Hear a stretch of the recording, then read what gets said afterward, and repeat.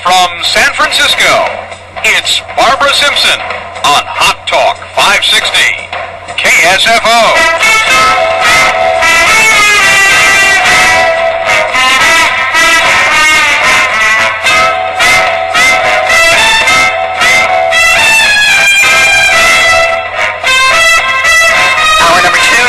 On Hot Talk 560 KSFO. My name's Barbara Simpson. I'm the babe in the bunker. The bunker is KSFO 560 on your AM dial. I'm with you Saturdays from 5 until 7. Sundays from 4 until 7. Let me give you the phone number, 808-5600. Keep it handy. You can call in. As I mentioned to you earlier here on KSFO this afternoon, we have a guest this hour, and I'm delighted to have the opportunity to speak with him. He's been with us before. And I hope he'll be with us again, but he's with us this afternoon, and we're going to be talking about an article that he currently actually is published in Range magazine. It's out 4 times a year, and the fall edition is the article in Range, and it's called Goodbye Property Rights. The man who wrote it is with us now. His name is Dr. DrCoffman. He has his PhD in forest science.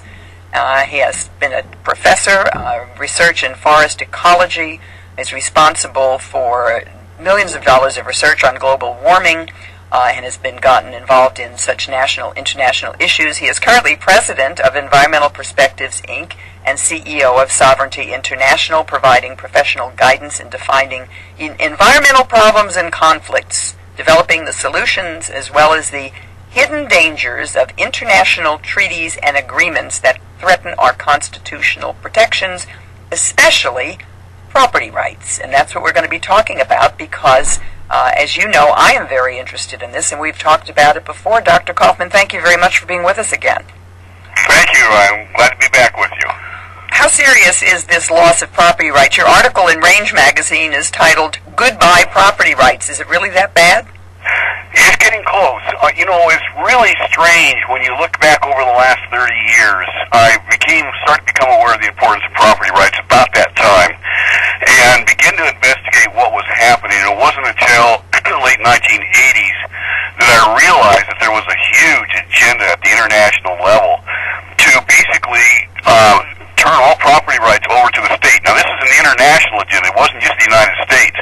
The United Nations in 1976, during the Habitat 1 conference, basically came out and said that we have to, if we're going to be fair to people and so forth, much like we're seeing with the socialist progressive agenda today, right, then we have to deny people their property rights because the state has to be in control in order to distribute the benefits from property rights equitably amongst all people. And I could not believe that originally. I thought it was just, the United Nations, who cares?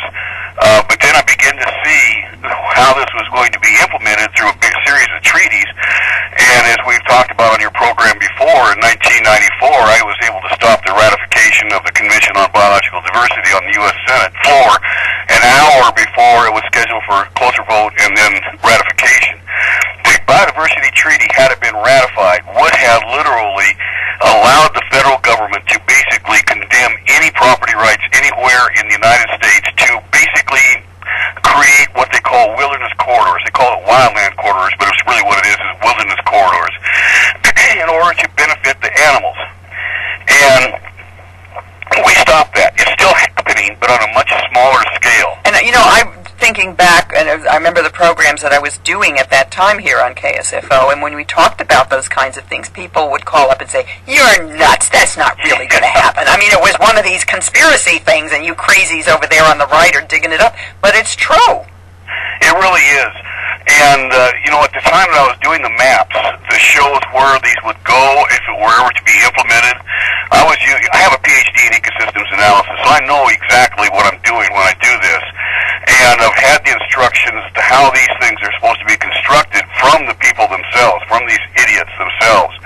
And so I was able to do, and in fact it's about 80% accuracy as the time goes on, since the time I wrote those maps, or did those maps, that they're very close to where I said they were going to be. Not perfect. Of course, you can't ever say they're going to be perfect, but pretty close to where I said they would be because of what they were trying to accomplish. And I was able then to draw this map. I was about 3/4 of the way done when the convention came up for ratification in September.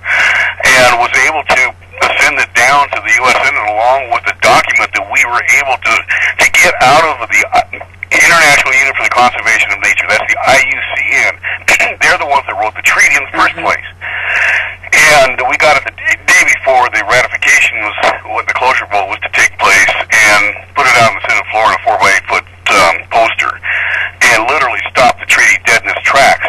Well, I was called a nutcase at that time, too. In fact, I really didn't, when I was drawing this map, I had no idea how I was going to use it, because I had no market for it. Right. People were saying, basically, that was insane. Well, since that time, we've come across many, many things in which they said we were insane, only to have them prove out. Was once you begin to understand the mentality of that, and their progressive mentality, you can pretty much predict what they're going to do with a little bit of background in what they're actually doing. And we've been very accurate, as are others that are doing. It's just not me. It's a lot of other people that can pretty well predict what's going to happen. Let me ask you this. A lot of this, you mentioned the United Nations, is emanating from the UN. How does the UN, how do we get to the point where what the UN does, the United States must bow down and kiss their robes? Well, you know, in some ways that's happening already with both George Bush and well, actually the last three presidents have basically sought the support of the United Nations in all of their foreign adventures and so forth. So in some ways it's happening now because the presidents themselves are allowing it to happen. But the Congress can stop it. Why is the Congress not doing more to stand up for, number one, the Constitution, but for this country? Well, that goes back to my book, Plundered. Right. We basically have a Congress that is full of progressives on both sides of the aisle. And therefore, nothing ever changes when we get new elections and so forth. Either the same people get elected, or we elect other, in the case of the Republicans, it's the neocons, or the rhinos, as you like to call them. Basically, they want world government. They really do. And as a consequence, they join in many ways. They deny it, of course, but they join in many ways the progressive liberals that are on the Democratic side on those certain issues. And as a consequence, nothing changes. We continue to head down towards this world government, or they call it global governance. Even that, when I first exposed that back in the 1990s, I was called a kook and so forth, but there it was in their own documentation. They call it global governance, but it was world government under any other name. Exactly. There was something on, I think it was on Drudge a couple of days ago, maybe it's still there, I don't know, where they were talking about the United Nations is pushing this world tax again. That's come up before, but I mean, that's not that far-fetched, and it could easily happen given the mentality in Washington today. And by the way, you mentioned your book. That book is called Plundered, How Progressive Ideology is Destroying America, and it is available in paperback now. But, I mean, that book and this article in Range Magazine, it's all talking about property rights. Now, we have a Supreme Court Kelo decision, which essentially said the government can take land from anybody it wants to and give it to anybody it wants to, instead of what the Constitution allows it for schools and roads and that type of thing.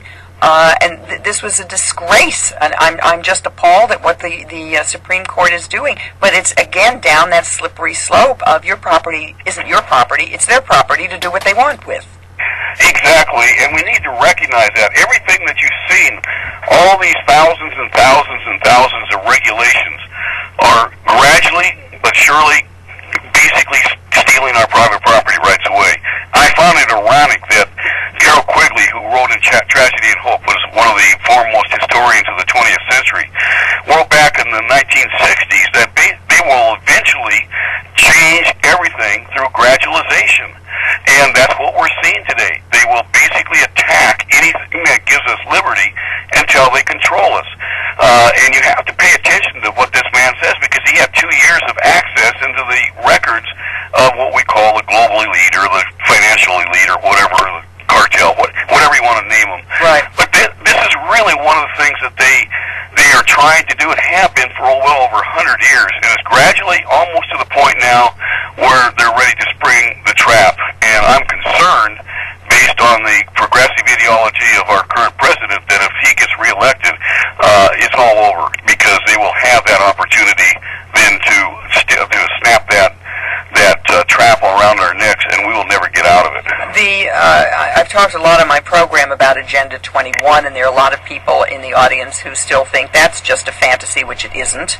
But we're going through here what is going, at least in the Bay Area in California, but it's going on all across the country, of this control of land use, where we have unelected panels who are making decisions as to what towns and cities have to do with their land and transportation, and where you can live and where you can build and where the green spaces are, all to, quote, save the planet, because this whole climate change thing is built into all of this and sort of gives them the environmental power to force these things on us. How do we get out of this?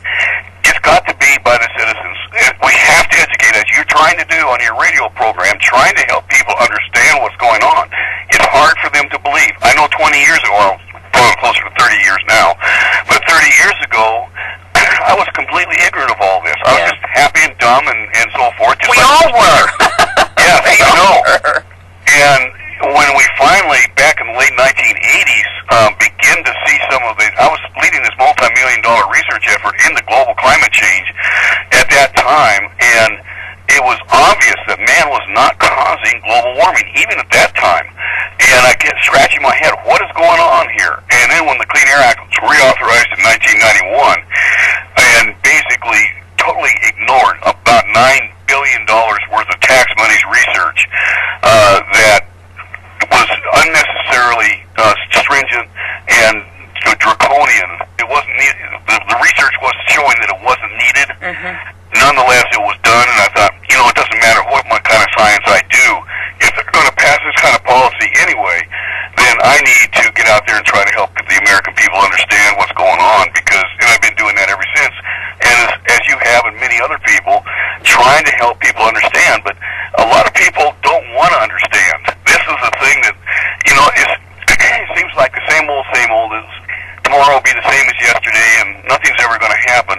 Well, folks, if you actually had a snapshot 20 years ago and a snapshot today, there has been a huge change in this country. A huge change. It's just that by gradually putting this around our necks, you're not seeing it. Just like a frog in a warming pot. Exactly. They're not going to notice what's happening. If all of a sudden you threw a frog in a boiling pot, he would jump out because he would notice it immediately. Well, folks, we're at that point now where if we don't do something very quickly, unfortunately, we're going to lose. And I don't know that we'll ever recover, because once they have control, they're never going to let freedom and liberty and so forth come back in. The artwork on the article in Range Magazine, I think, is great. It's a picture of a silly-looking frog with the whole of the United States shoved halfway through his mouth. And it's just, it catches your eye, but that's really kind of what it is. I mentioned what's going on in terms of this climate change. Communities in our area have these climate change committees that are set up to come up with plans to reduce that city or town's carbon footprint of how they're going to control waste and water and air and transportation and housing, and you go on and on and on. And it's like, and these people are absolutely, they believe it. There is no question. You got to do it. Nobody has the guts to stand up and say, wait a minute. They just don't. I do. And it's going to be in the next issue of Range. It's going to come out in November sometime. And it's going to be a barn burner, because I go through step by step how they have been basically able to totally create the so-called image that man is causing global warming. We have enough data. I can't call myself a scientist anymore because I've gotten into politics too much. But nonetheless, the real scientists in this country are beginning to uncover the plot that was going on. All they needed was the raw data, and they have been denied the raw data for decades, because once a person has the raw data, then he can expose everything. That's what they've been doing with data manipulation, and it is stunning, absolutely stunning what these people have done to give this image that man is causing global warming and that we're heading into a very steep warming period. It is really, really going to be a barn burner. In fact, somehow this word got out, and I'll probably get a lot of calls tomorrow from this interview. They want a pre-publication copy. Well, I can't really do that, but I've given a few people where they absolutely had to have something, because it really does expose the hideous agenda behind this whole thing. Let me ask you this, though, and I admire you're doing it, and I admire Range for publishing it, but what about what we, loosely call mainstream media? They have a wonderful history of ignoring information like that. Yes, they do. And you've been mentioning what do we do about it, and that is a big, big problem. What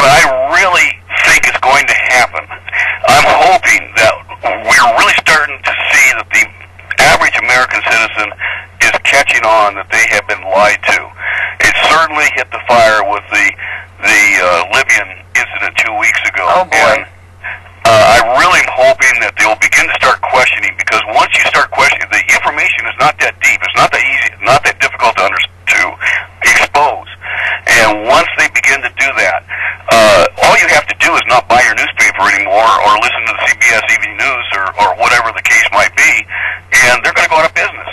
One of the things that they can't seem to understand is that when you don't have a market anymore, you're going to go out of business. All of this idea that you got to look at for the middle class and all the rest that they're touting right now isn't worth a hill of beans if the people providing the jobs are put out of business. That's a good point. That's a good point. And on the other hand, the people who are providing the jobs are the ones who are being bureaucratically edged out, which is why the economy is in such terrible Yes, straits. terrible shape. Terrible shape. I'm not a friend of Romney's. I really think we're going to have a problem with him if he gets to be president. I hope I'm wrong, but Why? Why? What would be the problem? Well, what I'm thinking is that we have the opportunity. I'm almost convinced at this point, if he should win the presidency, it's certainly between November 6th and the 20th of January, all of a sudden our economy is going to explode, because there is so much pent-up demand out there that small businesses are going to feel like they're going to have some stability finally in the regulatory system, because we've seen how many 600 or something executive orders by Obama that keeps changing the playing field almost every day. And people don't know about most of them. And people don't know about, except the private businesses. Yes. If you take a survey of the small businesses and so forth, they're overwhelmingly against Obama. But by the rhetoric and so forth that's coming out of the progressive liberals, you would think everything is hunky-dory and that he really wants to do the right thing and so forth. And he may. I can't deny that he may. I really think he's doing it on purpose, but nonetheless, he may really want to do the right thing. But the thing is, the whole progressive way of doing it with the Keynesian economic model always fails. You can go back in history and see exactly what Obama's doing today. He's been tried in the past and has failed every single time. So what we're hoping is that Romney does get elected, and maybe we have enough people in Congress and the Senate and the House of Representatives to kind of keep him control, because I'm concerned that he is a rhino too.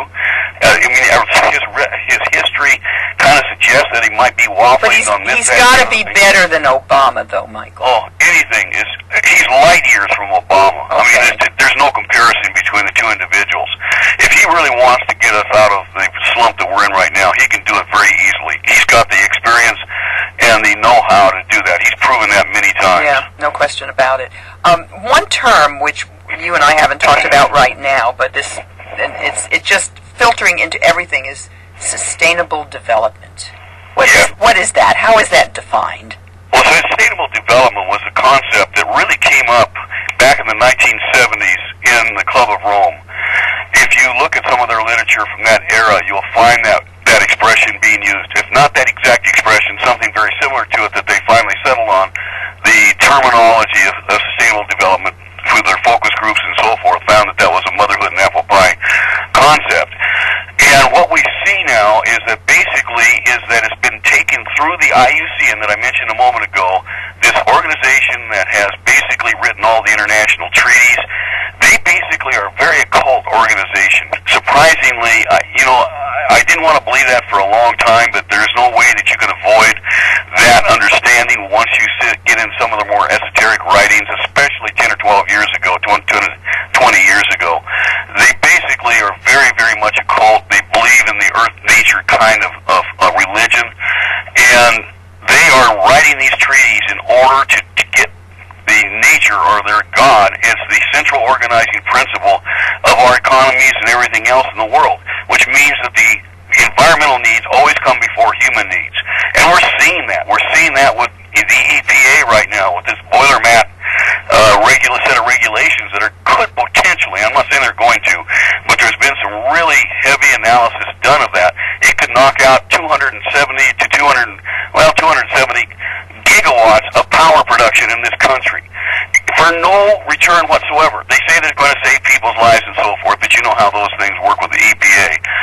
They're destroying dams. They're destroying all the coal production, and so the dams is the hydro. We're not building nuclear because they don't want nuclear. The wind power, it doesn't work the way it should, and it's terribly expensive, as is solar. I mean, and so what are we supposed to do? You know, I still have my old kerosene lantern, so maybe I should haul that out, but they won't sell me the kerosene because it'll probably pollute the air. I know, it really is shocking. You know, you don't know if it's true ideology, types of interpretations that take them that direction, or if these are really evil people who know exactly what they're doing and are trying to destroy us. I mean, there's a lot of evidence for both on this, and any one given person, I can't say whether or not what's really motivating them to say the things that they're saying. But it is so utterly destructive. I mean, it's just beyond belief what they're doing. If Obama and the progressive liberals wanted to destroy America, they couldn't be doing a better job of it, because we are going down over the cliff very quickly if we do not change things, and change them quite rapidly. I don't have enough room in Range Magazine anymore to publish everything that I am finding, because it's really serious. I mean, this is really serious stuff, because it's putting people out of work. Well, people don't. What I've found is doing my show, and then also, you know, going to meetings and talking to people outside, and people have no concept of the overall scope of this. They're looking at just what's happening in their own little community. Yes. And they're not looking at the fact that it's not just there, it's the county, it's the state, it's the country, it's the world. Because a lot of what we're talking about in this country has already happened or is happening across the world. In Europe, in Australia, in New Zealand. I mean, it's not just here, it's everywhere. It really is, and folks, if you don't understand that, you need to learn, because what we're seeing in Europe is us in a couple of years if we don't do something about it, because we're heading down exactly the same road, and it's really deathly serious. You're not hearing everything that's going on in Europe.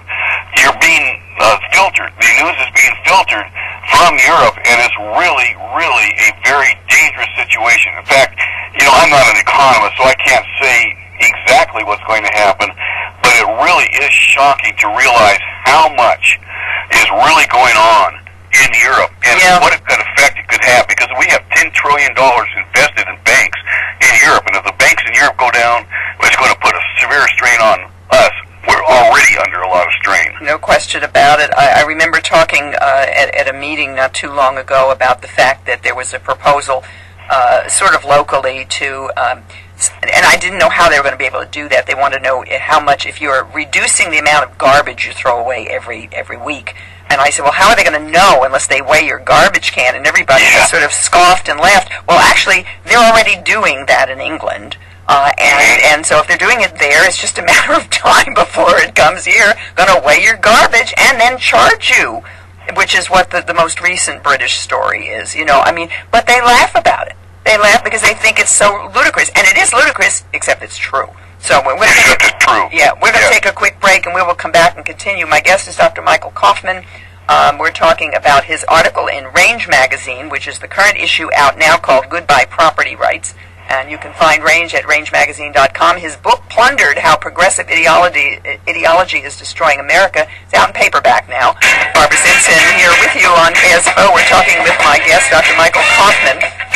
He has an article in the current issue of Range Magazine, and it's called Goodbye Property Rights. It's excerpted from his book, Plundered, How Progressive Ideology is Destroying America, which is available now in paperback. Dr. Kaufman, talk to me a little bit about, we mentioned the sustainable development, and I'm interested in, around that is this business of open space, green space, the creation of national parks, etc., which I see, I mean, it's a nice idea, but on the other hand, it seems to me it's taking land off the market so that there is less land available for development, which will go with the plan to push people to live in the cities and not in the suburbs, because after all, that's the nasty sprawl.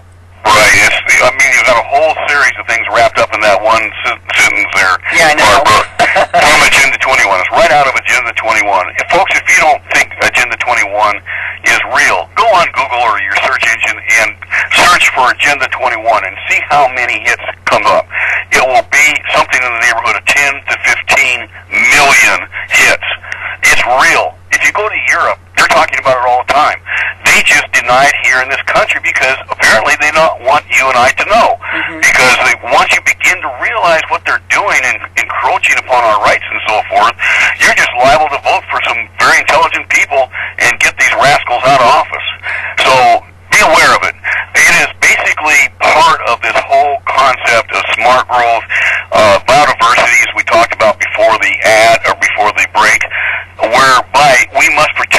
danger at all costs. And that's why the greenways, that's why all of the things that are going in to these different things within the city as well as out in the rural areas have tried to limit what man can do. In fact, Carol Quigley, as I talked about earlier, actually said that over a period of the next 50 years, which we're in now, we're right at the end of that period, they're going to be able to control what you and I do. Just give you a few of the opportunities that you used to have available to you at any time. And you will basically be the whim of planners. He actually used that expression, planners. And you know, the key to the planners, Dr. Kaufman, is that they are not elected. Those are people who are either hired or appointed, and they have enormous power, just as I was talking about this area here called One Bay Area, which is the 9 Bay Area counties, which is being coordinated by 2 unelected groups. And I was at a meeting recently where someone who's worked with one of those groups, and when I mentioned this, the guy started laughing and said, I never heard of that. I don't know what newspapers, I mean, even the Chronicles printed some articles about it, but this guy refuses to admit that it even exists. Yeah, and I'm sure he does know that it exists.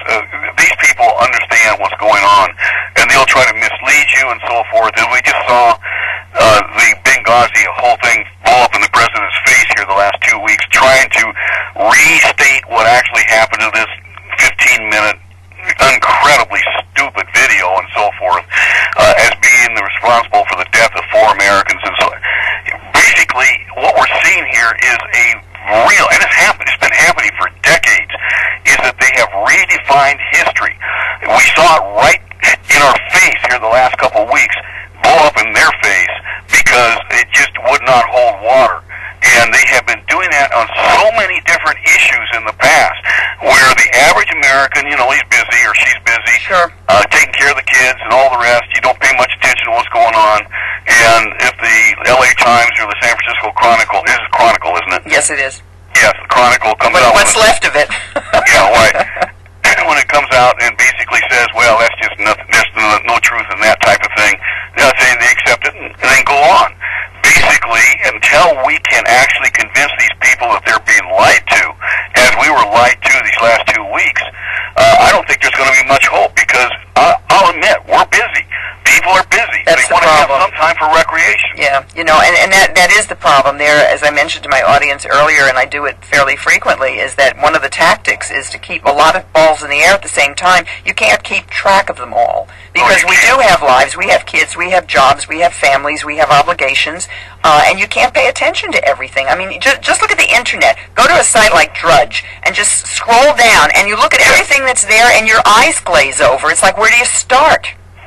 It really is, and you know as well as I do, I focus on environmental issues as well as some geopolitical issues, but there are a lot of things that I'm interested in. I just don't have the time to even begin to understand what they're doing over in that segment of the economy or society or whatever the case might be, and that's true with everybody else too. In fact, I probably know more than most people do because I do it full time, but it's really, really hard to keep up, and now that they're really getting close to actually accomplishing what they've had this 100-year agenda for,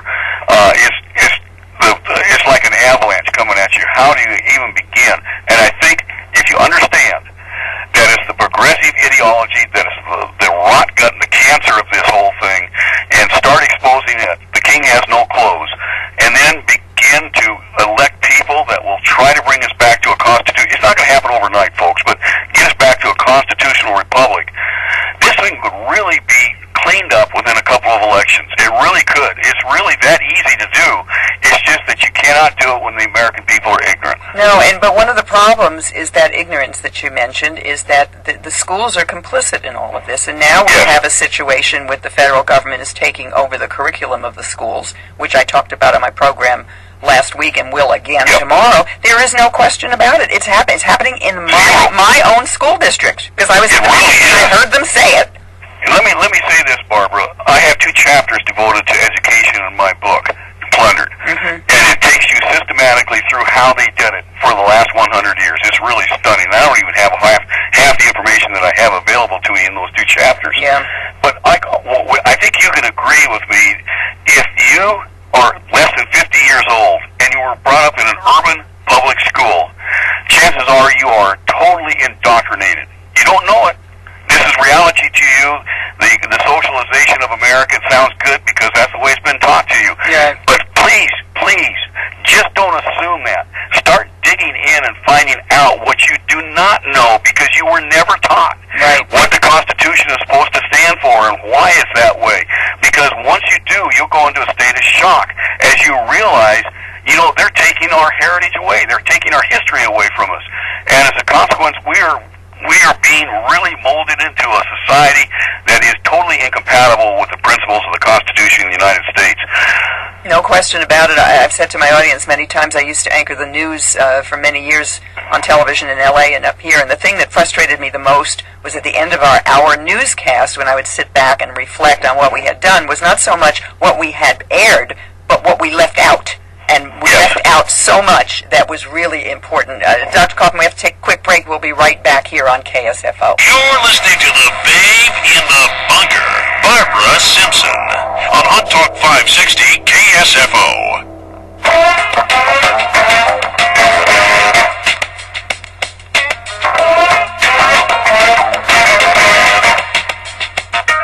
Barbara Simpson here in Hot Talk 560 KSFO. My guest, Dr. Michael Kaufman. His article in the Fall 2012 Range magazine, the one that's out now, Goodbye Property Rights, and it's rangemagazine.com. And by the way, it's a quarterly, so their next edition is coming out in a few weeks. And Dr. Kaufman also has a special big article in that he's hinted about, so we'll find out about that as well. Doctor, let's take a couple of calls. I've got some listeners who would like to talk with you. Phil in Martinez is on the line. Phil, go ahead. You're on the air with Dr. Michael Kaufman and Barbara Simpson. Hi, Barbara. Thank you so much for taking my call, and thank you very much for the topic. Good. I'm actually, this week perfectly encapsulated the problem that we're having. The media spent the whole week on the bad call at the football game and the referees. Going into the ground. And that's exactly the sleight of hand that we're getting. It's like we're dumb sheep. And I'm wondering, Doctor, if you're aware of all this ammunition that DHS is purchasing, the 1.6 billion rounds, and the mobile checkpoints, and the armored vehicles. And I'm wondering what the plan is. Are they going to war against us no matter what happens in the Olympics? Okay, listen, we got a bad cell connection, Phil, so listen to your answer on the air. Do you have any comments on any of that? Unfortunately, I don't. I'm aware of it, but like I said earlier, I am so busy that there's a lot of things that I'm interested in I just don't have time to get into, and that's one of them. And I think somebody needs to, because it really is concerning. What in the world do these agencies have to have 1.6 billion rounds of ammunition for? What are they planning on doing? Well, that's the question, and there have been rumors over the years that they've built concentration camps, but you also have school districts that have apparently purchased ammunition. You wonder why school district police would need it, and then you talk about the turning police departments in many jurisdictions almost into armies, in terms of the equipment they have. So you sort of wonder, what are they planning? But then again, look at what's going on. Not riots per se, but people out of control. And you mentioned earlier the riots down in L.A.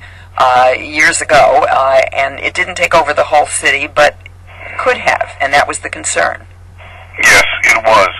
So hopefully somebody will be following up. And I hope it's innocent. I really do. I've heard some people say that it's innocent, I hope so. but I have doubts. It's just one of those things that you have to raise your eyebrow over. Why do they need that much ammunition? And the fact that the media tend to ignore it. Again, let's go to Bob in Noe Valley, who has a question for my guest, Michael Kaufman. Go ahead, Bob. Hi, Barbara. Hi, go ahead. Mill Valley. Anyway, I wanted to tell you a story about how we can prove that these environmentalists really don't care anything about the environment. In fact, here's the story quickly. Make it quick. In 1969, there was that oil spill off the coast of Santa Barbara. Right. They shut down drilling for the next, 60 years. Yeah. 60 years. Fact number two. Every year, 85,000 barrels of oil naturally seep from the ocean floor onto the beaches there. An equivalent amount of gas goes up in the air and pollutes the air. All you have to do to solve that problem of pollution is to drill for more oil, relieve the pressure, and you won't have any more pollution. Well, there's no question that that's the case down there, and thank you for bringing that up, Bob. I appreciate appreciate it, but it's much more complicated than that. I mean, they look at what they've done. They say, the administration, they say they want us to be, energy independent, and yet they don't let us be energy independent because they've cut down on so many things that would make us energy independent. Yeah, it's very, very correct. It's very obvious once you start doing the research that there are a lot of solutions out there for the problems that we have. And we just have problems, but they never take them. They always perpetuate the problems, just like the tax system. The tax system ought to be simplified and somehow done away with all of the tax loopholes and so forth that are occurring. But they never do it. They talk a lot about it, but they never do it. The same thing with oil and energy. Not only are they attacking coal, but they're attacking oil. And now next will be natural gas. They're already doing that. Because they don't want us to have it. That's right. That's right. No, I mean, and I was joking before about the old kerosene lantern, but that's the truth. I mean, you look at these new light bulbs. They're not efficient. They don't give you what you want, which is decent lighting. And they're dangerous and they're expensive, and yet we're being forced into this. Nobody is saying, hell no, we won't go. I know. It's really concerning when you get down and really understand what's happening. It is really shocking. We could be 100% energy independent by now if we would have started doing it about the year 2000. But they dilly-dallied around. They said, well, it's going to take 10 years. It's not worth doing now. And, the same old excuses. And here we are, dependent upon Mideast oil, the Venezuelan oil, and all the rest, and very vulnerable. Our national security is really at risk with this kind of dependence upon foreign oil. And we have China drilling for oil off of Florida. 60 miles off of Florida. Isn't that great? Let's go to Mimi Steele, who's calling. She's with BayAreaLiberty.org. Hi there, Mimi. What do you want to say to Dr. Kaufman? First of all, I want to thank Dr. Kaufman because he is the reason I got involved in property rights to begin with. So he's really been a great inspiration. The other thing I wanted to say to your listeners out there is property rights is something you can do something about locally. And so I would encourage people, please, if they want to get involved, to go to BayAreaLiberty.org, sign up for my free emails. I now have a calendar up. I'm trying to put as many meetings in the Bay Area up there as possible so people are aware of them. There's one on Monday in San Carlos. There's some coming up in Mountain View. So please get involved. Go to BayAreaLiberty.org. And thank you, Dr. Kaufman, for your great work. Thank you for calling, Mimi. I appreciate it. She's a regular caller and has been very helpful on informing people in the Bay Area of what's going on because it's not really covered, as we spoke before, in the news. What do you see us... I mentioned before, give me a quick answer on this if you can, this business, the growing creation of national parks and taking land off the tax rolls. That's intentional too, isn't it?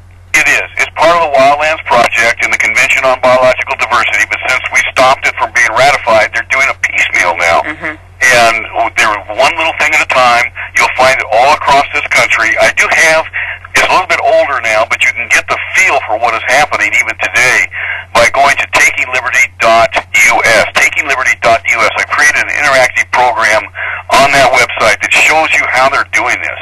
And it really is astonishing when you really realize, this is their end game. This is where they want 50% of the American landscape locked up in the wilderness because they think in order to save planet Earth, they have to do this. Ironically, in my book, and I explain a lot more there, but nonetheless, this progressive ideology has been around for well over 100 years. It wasn't always called that, but it's been around for well over 100 years. There are books written about it in the late 1800s that expose it for what it is. It's exactly the same now as it was then. They cannot connect reality. They're off in the outer space someplace in their ideology, and it's dangerous. It really is very, very dangerous, and we have one of the worst ones in the White House right now. Yeah, and we're talking about the green space and the national parks, but you also have the pressure that's being put on ranchers. And you also have the pressure that's being put, quite frankly, on firefighters, where you're not allowed to use some of the chemical retardants. You're not allowed to even take water out of a lake to fight a wildfire that is destroying property across, thousands of acres because you might disrupt the fish in the lake. And that happened in California. Well, it happened all across the West. I drove along a fire back in the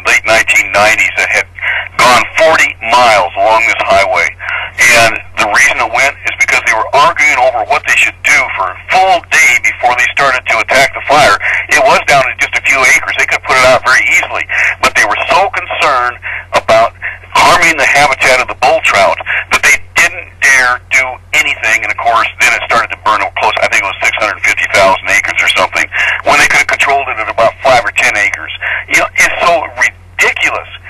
Unbelievable. Well, you know, it's the part of the mentality is that human beings have gone into the territory of nature, and we shouldn't do that. And so if the mountain lions come into our neighborhood, it's perfectly okay because we're in their property. They're not on our property. You know, it's okay until your kid or your dog gets eaten, and then all of a sudden they find God. It is very. It's not a laughing matter. It is very interesting that that is exactly what happens, though. Yeah, it is. And you look at, and then they go well beyond where they were. What's going on now in the Klamath River? The salmon never went up to that far into the river system in this natural system, and yet they're basically starting to rip these dams out and so forth in order to get them to migrate up that far. Is that true? I never heard that. That they never went that far? No, they never went that far. I never heard that. I wonder why I never heard that. That's a good question. That's a good question. Probably because they didn't want us to know. I was out there a couple of years ago about that very issue. Yeah. And read some articles and some research on it, and it's insane. They just go berserk over trying to save nature from man, and it hurts people. It's really hurting a lot of people. The Klamath River Basin up there in Oregon, for instance, another classic example, trying to save the carp and so forth by having more fresh cold water in there. Well, carp don't live in fresh cold water; they live in stagnant water. Yeah. You know, it's so insane. It's just like they don't have any touch to reality whatsoever. And of course, they've almost destroyed agriculture in the Central Valley of California. Yes. And without looking at what it's doing, not only to those businesses there, what it's doing to the land, but what it's doing to our food supply and the price of food. It is exactly true. And you know those what was it? The snail, not the snail darter. What is it in the Sacramento River? I can't think of what the name. I think that's right. Yeah, I'm sorry. There's so many different ones. I know the red-tailed frog is another one too, or red-footed frog. We've had agriculture in the valley for 150 years now. Yeah. And they managed to survive just fine. Why do they have to be protected? You know, it's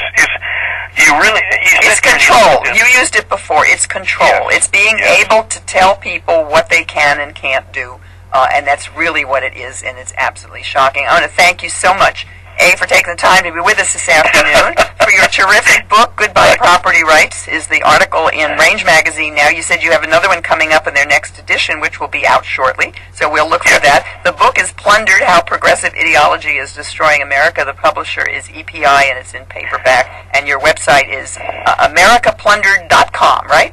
americaplundered.com, and that'll get you to the book and a lot of background information on it. You can get it at Amazon, too. Oh, by the way, if you do order it from the website, type in the code name FREEDOM.